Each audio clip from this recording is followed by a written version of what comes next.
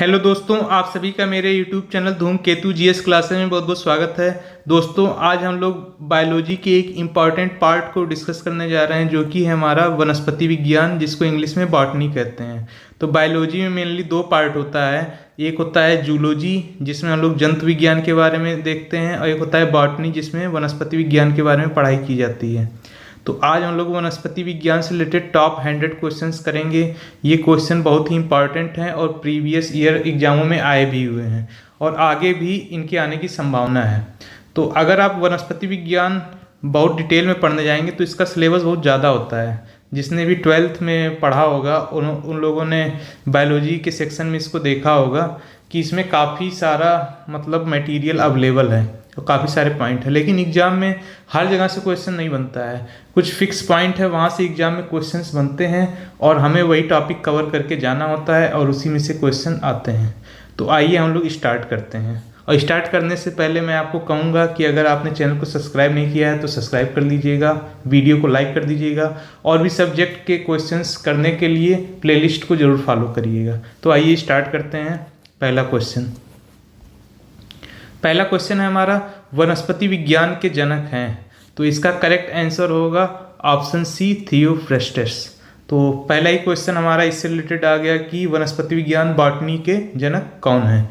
तो option C, Theophrastus. ये भी एग्जाम में काफ़ी बार आता है, इसीलिए मैंने स्टार्टिंग यहाँ से की है। चलिए नेक्स्ट क्वेश्चन में चलते हैं। अगला क्वेश्चन है हमारा, पुष्पों का अध्ययन कहलाता है। ठीक, तो इसका करेक्ट आंसर होगा ऑप्शन ए, एंथोलॉजी इसको कहते हैं, पुष्पों के अध्ययन को, study of flowers. Next question पे चलते हैं। अगला क्वेश्चन हमारा, पीडोलॉजी में किसका अध्ययन किया जाता है। तो पीडोलॉजी में मैं आपको बता दूं, भूमि का अध्ययन किया जाता है। चलिए नेक्स्ट क्वेश्चन पे चलते हैं। अगला क्वेश्चन है हमारा, फलों का अध्ययन कहलाता है। तो फलों के अध्ययन को हम लोग पोमोलॉजी कहते हैं। इस तरह के क्वेश्चंस भी काफ़ी बार एग्जाम में पूछे गए हैं। चलिए नेक्स्ट क्वेश्चन में चलते हैं। वार्षिक वलयों का अध्ययन कहलाता है, इनको एनुअल रिंग्स भी कहते हैं। इनके अध्ययन को हम लोग कहते हैं डेंड्रोकेनोलॉजी। ऑप्शन बी हमारा करेक्ट हो जाएगा। और इसी से दोस्तों किसी पेड़ के आयु का निर्धारण भी किया जाता है, उसमें वलयों की संख्या कितनी है या एनुअल रिंग्स उसमें कितने हैं। तो ये बहुत इंपॉर्टेंट क्वेश्चन है, रेलवे में ये कई बार पूछा गया है, तो इसको याद रखिएगा। अगले क्वेश्चन में चलते हैं। निम्नलिखित में से किसे वर्गीकी का पितामह कहा जाता है। तो इसका करेक्ट आंसर हो जाएगा ऑप्शन सी, लीनियस। इनका पूरा नाम था कार्ल लीनियस। तो इनको जो है क्लासिफिकेशन या वर्गीकी का पितामह कहा जाता है। चलिए नेक्स्ट क्वेश्चन में चलते हैं। हाइड्रोफाइट्स होते हैं। तो हाइड्रोफाइट्स हमारे होते हैं जलीय पौधे, जो जल में उगते हैं उनको हाइड्रोफाइट्स कहते हैं। चलिए नेक्स्ट क्वेश्चन में चलते हैं। जिन पौधों पर बीज बनते हैं किंतु पुष्प नहीं लगते। ये देखिए काफ़ी इंपॉर्टेंट क्वेश्चन है। कह रहा है कि पुष्प नहीं लगते हैं और बीज बनते हैं, पुष्प नहीं लगते हैं। तो इसका करेक्ट आंसर हो जाएगा आपका बी ऑप्शन, अनावृत बीजी, ऐसे पौधों को कहते हैं। चलिए नेक्स्ट क्वेश्चन में चलते हैं। जीवाणु की खोज सर्वप्रथम किसने की। तो इसका करेक्ट आंसर हो जाएगा ऑप्शन ए, ल्यूवेनहॉक ने की थी जीवाणुओं की खोज। नेक्स्ट क्वेश्चन है हमारा, निम्नलिखित में से किसमें माइटोकॉन्ड्रिया अनुपस्थित होता है। तो ये भी काफ़ी इंपॉर्टेंट क्वेश्चन है, इसको इंपॉर्टेंट मार्क कर लीजिएगा। तो इसका करेक्ट आंसर है ऑप्शन सी, जीवाणुओं में। चलिए अगला क्वेश्चन देखते हैं। एंटीबायोटिक्स अधिकांशतया प्राप्त होते हैं। तो अधिकांश एंटीबायोटिक कहाँ से मिलते हैं, जीवाणुओं से मिलते हैं। चलिए नेक्स्ट क्वेश्चन पे चलते हैं। अगला क्वेश्चन हमारा, दलहनी फसलों में कौन सा जीवाणु नाइट्रोजन स्थिरीकरण करता है। इसको बोलते हैं नाइट्रोजन फिक्सेशन, नाइट्रोजन फिक्सेशन। तो इसका नाम है जीवाणु का राइजोबियम। चलिए नेक्स्ट क्वेश्चन में चलते हैं। आलू में मोजैक रोग का कारक तत्व है। तो इसका करेक्ट आंसर होगा ऑप्शन ए, विषाणु। इसको वायरस इंग्लिश में कहते हैं, वायरस। तो ये काफ़ी इंपॉर्टेंट क्वेश्चन है। मोजैक रोग किसके कारण होता है, तो विषाणुओं के कारण होता है। अच्छा अगला क्वेश्चन, लाल सागर का लाल रंग किसकी उपस्थिति के कारण होता है? तो इसका करेक्ट आंसर होगा ऑप्शन बी, शैवाल की वजह से होता है। शैवाल को इंग्लिश में कहते हैं एल्गी। तो इंग्लिश मीडियम वाले भी इसको याद कर सकते हैं। रेड सी का जो है रेड कलर किसकी वजह से होता है? एल्गी की वजह से होता है। अगला क्वेश्चन, गन्ने में लाल सड़न रोग, red rot disease, UP triple SC का फेवरेट क्वेश्चन और यूपी पीएससी का भी ये फेवरेट क्वेश्चन है, कई बार पूछा गया है। रेड रॉट डिजीज कैसे उत्पन्न होता है? तो इसका करेक्ट आंसर है ऑप्शन सी, कवकों द्वारा। इनको फंगस भी कहते हैं इंग्लिश में फंगस कहते हैं, हिंदी में कवक कहते हैं। और ये भी कभी पूछ लिया जाता है कि रेड रॉट, हिंदी में ऐसे लिखा रहेगा, रेड रॉट डिजीज किससे रिलेटेड है, किसकी फसल से रिलेटेड है? तो याद रखिएगा गन्ने की फसल से रिलेटेड है, इसलिए मैंने क्वेश्चन उठाया था। यहाँ पे 2 क्वेश्चन बनते हैं, ठीक है। गन्ने में लगता है और किसके द्वारा होता है? फंगस के द्वारा या कवकों के द्वारा। अगला क्वेश्चन देखते हैं, साबूदाना किससे बनाया जाता है? तो इसका करेक्ट आंसर है ऑप्शन ए, साइकस से बनाया जाता है। अगले क्वेश्चन पर चलते हैं, गाजर है एक, ठीक, तो इसका करेक्ट आंसर हो जाएगा जड़। गाजर जड़ होता है, इसका जड़ वाला पोर्शन हम लोग यूज करते हैं।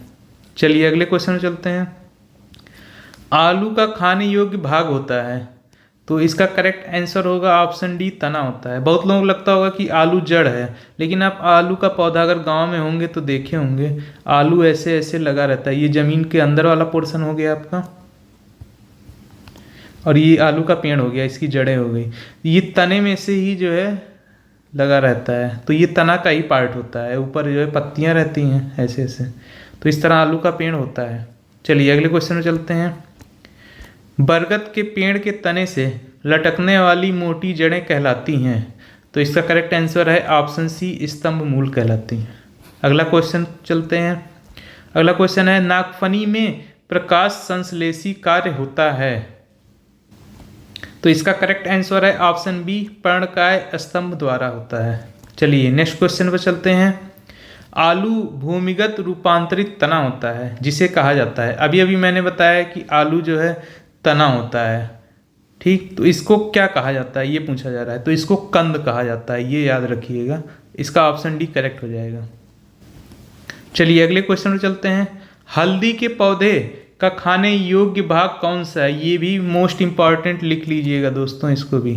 तो इसका करेक्ट आंसर होगा आपका बी, प्रकंद। अगले क्वेश्चन में चलते हैं, अदरक, अदरक क्या है? ये भी प्रकंद है। चलिए नेक्स्ट क्वेश्चन में चलते हैं, प्याज परिवर्तित रूप है, तो इसका ए ऑप्शन करेक्ट हो जाएगा, तने का परिवर्तित रूप होता है। चलिए नेक्स्ट क्वेश्चन में चलते हैं, वे पौधे जिनमें कभी पुष्प नहीं बनते हैं क्या कहलाते हैं? क्रिप्टोगेम्स, इसको याद रखिएगा, क्रिप्टोगेम्स कहते हैं जिसमें कभी पुष्प नहीं बनते हैं। अगले क्वेश्चन में चलते हैं, संसार का सबसे बड़ा पुष्प उत्पन्न होता है, तो इसका करेक्ट आंसर होगा ऑप्शन बी, रेफलेसिया द्वारा होता है। चलिए अगले क्वेश्चन में चलते हैं, फूल गोभी का खाने योग्य भाग होता है, तो इसमें खाने योग्य भाग जो इसकी हम लोग सब्जी बनाते हैं उसको पुष्प क्रम बोलते हैं, इसका ऑप्शन डी करेक्ट हो जाएगा। ये काफ़ी इंपॉर्टेंट क्वेश्चन है, कुछ लोग पुष्प पे लगा देंगे क्योंकि उसका नाम फूल है, तो फूल नाम पे मत जाइए, उसका एक्चुअल जो बोटेनिकल पार्ट है वो पुष्प क्रम कहलाता है जिसको हम लोग यूज करते हैं। चलिए अगले क्वेश्चन चलते हैं, एक सत्य फल परिवर्धित होता है, तो इसका करेक्ट आंसर होगा ऑप्शन ए, अंडाशय से, इसको ओवरी भी कहते हैं, ओवरी इंग्लिश में। चलिए नेक्स्ट क्वेश्चन में चलते हैं, निम्न में से कौन सा एक असत्य फल है? तो हम लोगों का फेवरेट, आप सभी का फेवरेट सेब, ये क्या है? एक असत्य फल है। नाशपाती भी आपका असत्य फल होता है, नाशपाती ये भी आपका असत्य फल है, तो ये चीज़ याद रखिएगा। अभी अभी मैंने उसकी डिफिनीशन भी बताई थी, सत्य फल किसे कहते हैं? जो ओवरी से उत्पन्न होता है, तो सेब जो है असत्य फल है। तो अगले क्वेश्चन चलते हैं, नारियल तथा आम के फल होते हैं, तो इनको डूब कहते हैं, ये चीज़ आप याद रखिएगा। चलिए अगले सवाल पर चलते हैं, पके हुए आम का खाने योग्य आकारिकीय भाग होता है? तो इसका होता है खाने योग्य भाग मध्य फल भित्ति। ये सब क्वेश्चंस काफ़ी इंपॉर्टेंट है, इसको पढ़ के जाना। किसी भी एग्जाम को आप देने जा रहे हैं जरूर इसमें से क्वेश्चन फंसेगा ही फंसेगा। चलिए अगले क्वेश्चन पर आते हैं।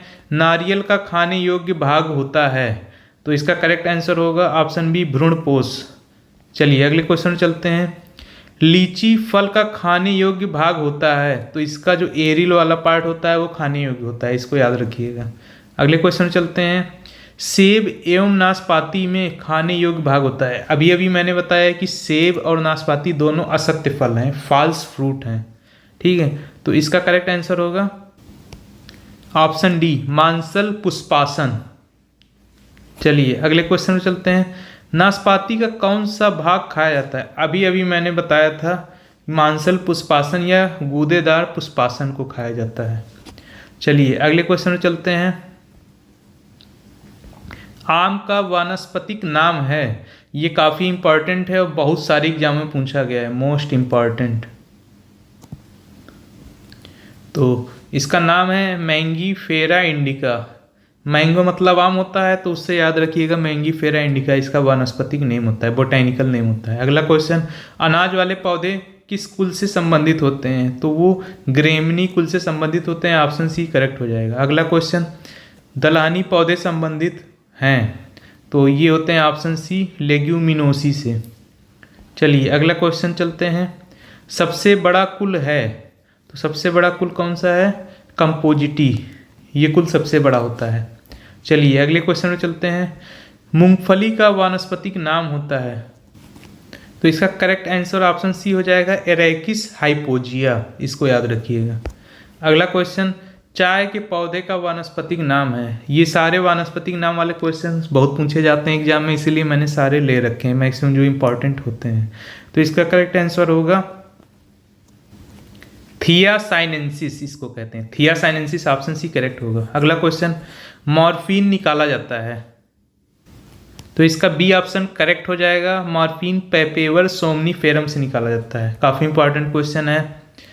लौंग होता है एक, ये आरआरबी में आया हुआ क्वेश्चन है, इसको एकदम पेट है। एसएससी में आरआरबी में इस जगह क्वेश्चन ही आया हुआ है। ये होता है शुष्क पुष्प कलिका, इस चीज़ को आप याद रखिएगा। अगला क्वेश्चन। फूल गोभी के पौधे का कौन सा भाग खाया जाता है? अभी ये क्वेश्चन एक बार आ चुका है, इसका करेक्ट आंसर है ऑप्शन बी पुष्पक्रम, इसको कहते हैं पुष्पक्रम वाला भाग हम लोग खाते हैं। चलिए अगले क्वेश्चन चलते हैं। पौधे के किस भाग से कॉफ़ी प्राप्त होती है? तो कॉफ़ी का बीज आपने देखा होगा, जो कॉफ़ी खरीदते हैं उस पर ऐसे ऐसे बना रहता है ब्राउन कलर में, ऐसे ऐसे ऐसे बीच में ऐसे फटा हुआ रहता है, तो वो उसका बीज होता है कॉफ़ी का। तो कॉफ़ी के बीजों से जो है कॉफ़ी प्राप्त होता है। अगला क्वेश्चन। अफीम प्राप्त होता है? तो इसका करेक्ट आंसर है ऑप्शन बी पेपेवर सोमनीफेरम से प्राप्त होता है। अगला क्वेश्चन।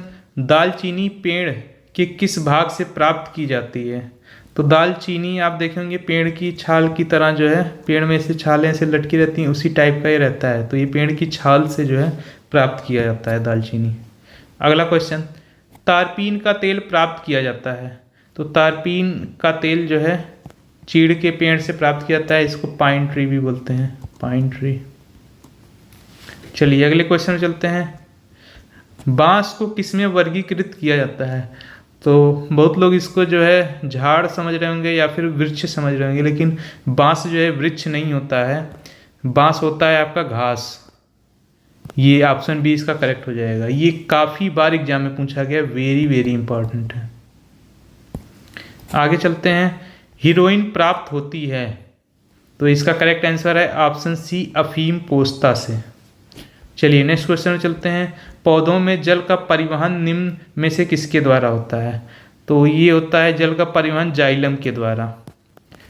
ठीक, पेड़ को आप कट करेंगे, जो हरा पेड़ है, तो उसमें आप देखेंगे कि ये जो है सॉफ्ट पोर्शन है और ये जो है हार्ड पोर्शन होता है पेड़ का बीच वाला, तो इसको बोलते हैं जाइलम और साइड वाले को बोलते हैं फ्लोएम। इससे वाटर का ट्रांसमिशन होता है और साइड वाले से भोजन वगैरह का ट्रांसमिशन होता है। चलिए अगले क्वेश्चन चलते हैं।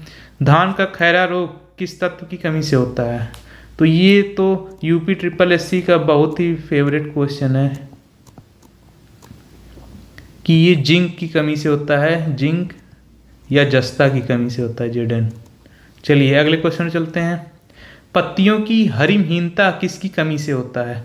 तो आपको मैं बता दूं कि जो हमारा क्लोरोफिल होता है उसकी वजह से पत्तियां हरी होती हैं। अब क्लोरोफिल में सबसे ज़्यादा क्या होता है? क्लोरोफिल में मैग्नीशियम होता है, तो मैग्नीशियम की वजह से ही हरी होती है। तो हरिमहीनता किसकी कमी से होगी? मैग्नीशियम की कमी से होगी। अगले क्वेश्चन में चलते हैं। पौधे के वायवीय भागों से वाष्प के रूप में जल हानि को कहते हैं। तो इसका करेक्ट आंसर है ऑप्शन डी, वाष्पोत्सर्जन, वाष्प का उत्सर्जन। चलिए अगले क्वेश्चन में चलते हैं। पत्तियों के दो मुख्य कार्य होते हैं। तो अभी अभी हम लोगों ने देख लिया, वाष्पोत्सर्जन तो हो गया, दूसरा होता है प्रकाश संश्लेषण। तो दो मेन इसके फंक्शंस होते हैं पत्तियों के, प्रकाश संश्लेषण और वाष्पोत्सर्जन करना। चलिए नेक्स्ट क्वेश्चन में चलते हैं। प्रकाश संश्लेषण की क्रिया में क्या बाहर निकलता है? तो प्रकाश संश्लेषण की क्रिया में ऑप्शन सी करेक्ट हो जाएगा, ऑक्सीजन बाहर निकलता है। इसलिए कहते हैं पेड़ पौधे ज़्यादा लगाइए, ताकि जो है जब उसमें प्रकाश संश्लेषण क्रिया होगी तो ऑक्सीजन हमें मिलेगा, और ऑक्सीजन हम लोगों के लिए काफ़ी इंपॉर्टेंट है। चलिए अगले क्वेश्चन में चलते हैं। प्रकाश संश्लेषण की दर सबसे अधिक होती है। तो सबसे अधिक होती है लाल रंग के प्रकाश में, और सबसे कम किस में होती है? हरे रंग के प्रकाश में। अगला क्वेश्चन यही रहेगा, प्रकाश संश्लेषण की दर सबसे कम होती है। तो अभी अभी मैंने बताया था, तो इसका ऑप्शन डी करेक्ट हो जाएगा, हरे रंग के प्रकाश में। अगला क्वेश्चन देखते हैं। क्लोरोफिल में कौन सा, इसको हरित लौह भी बोलते हैं, कौन सा धातु आयन पाया जाता है? अभी अभी मैंने बताया था पत्तियों का हरा रंग किसकी वजह से होता है? क्लोरोफिल के कारण होता है। और उसमें क्या मौजूद होता है? मैग्नीशियम के आयन मौजूद होते हैं, उसकी वजह से उसका रंग हरा होता है।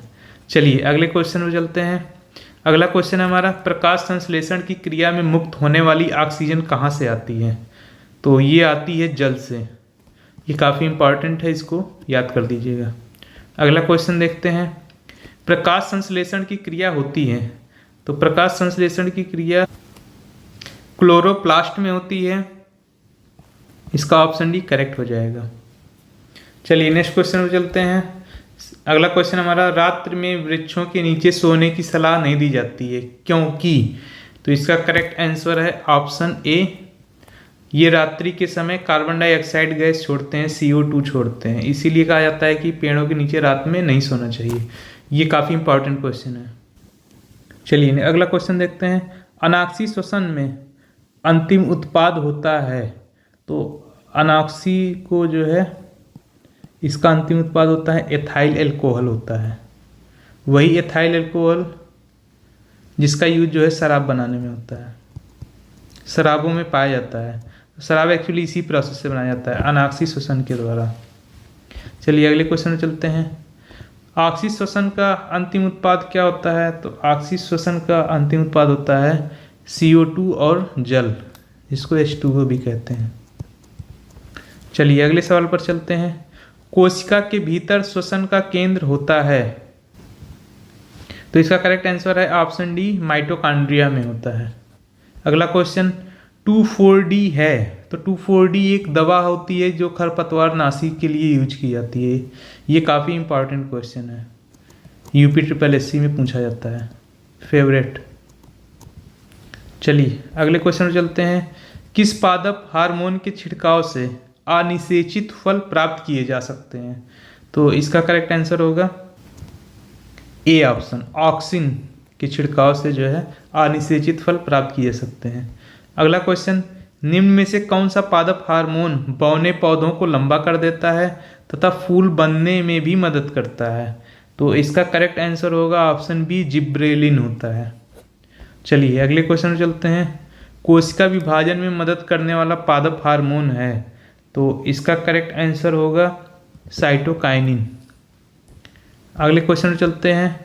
फल पकाने वाला हार्मोन है, तो फल पकाने के लिए एथिलीन नामक हार्मोन यूज किया जाता है, इसकी वजह से जो है फल पकते हैं। चलिए अगले क्वेश्चन में चलते हैं। ऑक्सिन होते हैं, तो ऑक्सिन होते हैं वृद्धि हार्मोन होते हैं ऑक्सिन।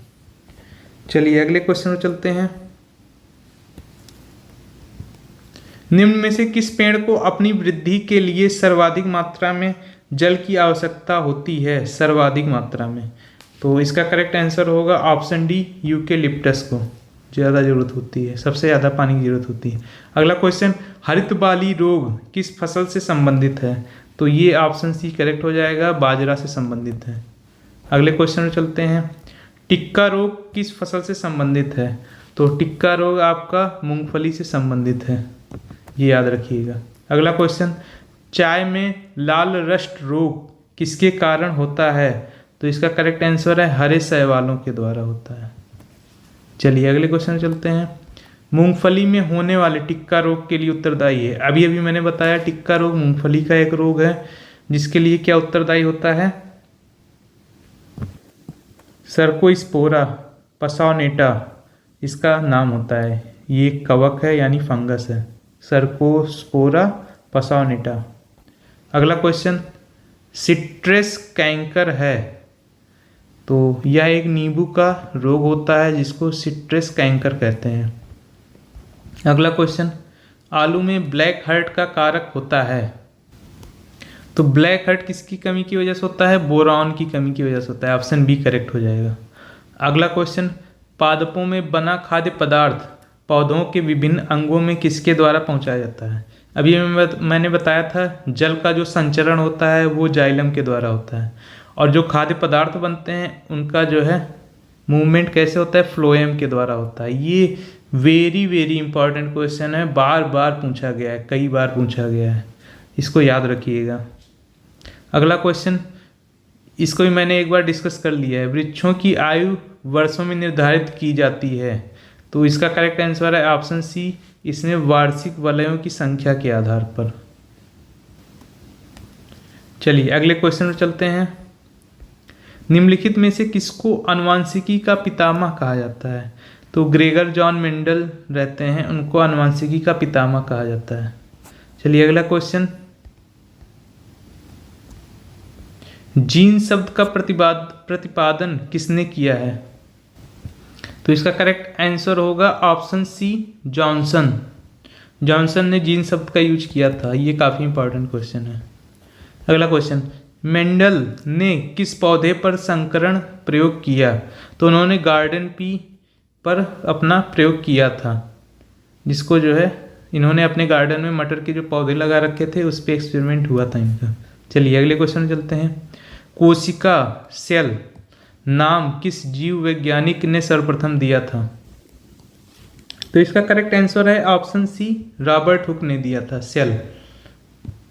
चलिए अगले क्वेश्चन में चलते हैं, कौन सी रचना जंतु कोशिका को वनस्पति कोशिका से विभेदित करती है? तो इसका करेक्ट आंसर होगा सेंट्रियोल, डी ऑप्शन। अगला क्वेश्चन, कोशिका का ऊर्जा गृह पावर हाउस किसे कहा जाता है? काफ़ी इंपॉर्टेंट क्वेश्चन है, हाई स्कूल में भी आपने इसको पढ़ा होगा, ये माइटोकॉन्ड्रिया होता है। चलिए अगला क्वेश्चन देखते हैं, कोशिका में प्रोटीन संश्लेषण कहाँ होता है? प्रोटीन संश्लेषण कहाँ होता है? तो इसका करेक्ट आंसर होगा राइबोसोम में होता है, ऑप्शन बी इसका करेक्ट हो जाएगा। अगला क्वेश्चन, निम्नलिखित में कौन सबसे बड़ा कोशिकांग है? तो प्लास्टिड वाला पार्ट जो है सबसे बड़ा कोशिकांग होता है। अगले क्वेश्चन में चलते हैं, अगला क्वेश्चन है, फूलों और बीजों को विभिन्न प्रकार के आकर्षक रंग प्रदान करता है, तो ये होता है क्रोमोप्लास्ट।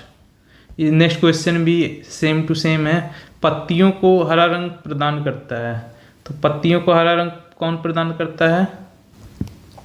इसका बी ऑप्शन करेक्ट हो जाएगा, क्लोरोप्लास्ट प्रदान करता है। अगला क्वेश्चन देखते हैं, जीवन का भौतिक आधार है, तो जीवन का भौतिक आधार प्रोटोप्लाज्म को कहते हैं। चलिए अगले क्वेश्चन पर चलते हैं, किसी पारितंत्र में ऊर्जा प्रवाह का सही मार्ग होता है? तो सबसे पहले नंबर पे आते हैं उत्पादक, यहाँ पे भी है, यहाँ पे भी है, फिर आते हैं उत्पादक को खाने वाले शाकाहारी, ठीक है, तो ये ऑप्शन करेक्ट हो जाएगा, बी ऑप्शन। और इसके बाद शाकाहारी को कौन खाता है? मांसाहारी, और मांसाहारी जब मर जाते हैं तो इन सबको जो है डिकम्पोज कौन करता है? डिकम्पोजर यानी अपघटक होते हैं, तो ये क्रम सही है, उत्पादक, शाकाहारी, मांसाहारी, अपघटक। अगले सवाल पर चलते हैं, कृषि श्रृंखला में प्राथमिक उपभोक्ता होते हैं, तो सबसे पहले तो नंबर आया था उत्पादक का, और इनको कंज्यूम करने वाले सबसे पहले उपभोक्ता हुए शाकाहारी, तो शाकाहारी जो आपके हैं ये शाकाहारी आपके पहले उपभोक्ता हो जाएंगे जो कि उत्पादक का जो है उपभोग करते हैं। अगला क्वेश्चन, पारितंत्र में ऊर्जा का प्राथमिक या मुख्य स्रोत है? तो हमेशा याद रखिएगा मुख्य स्रोत हमेशा सूर्य ही होता है, सूर्य का प्रकाश।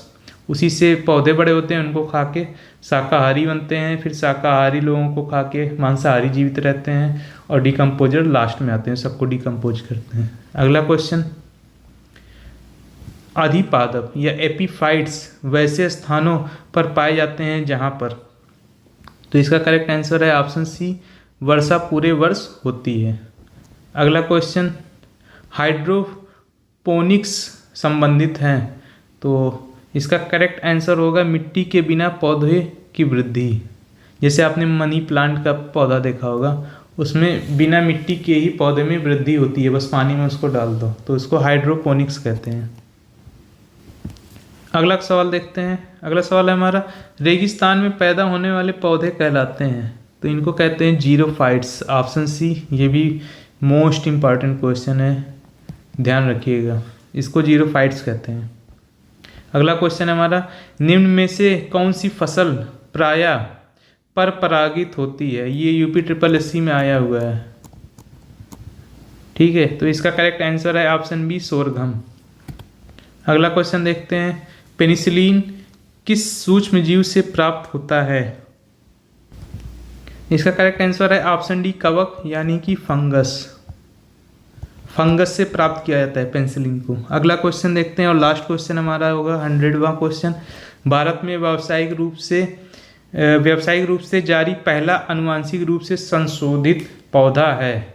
तो सबसे पहला संशोधित पौधा था बीटी कपास। ये भी मोस्ट इम्पॉर्टेंट क्वेश्चन है, याद रखिएगा।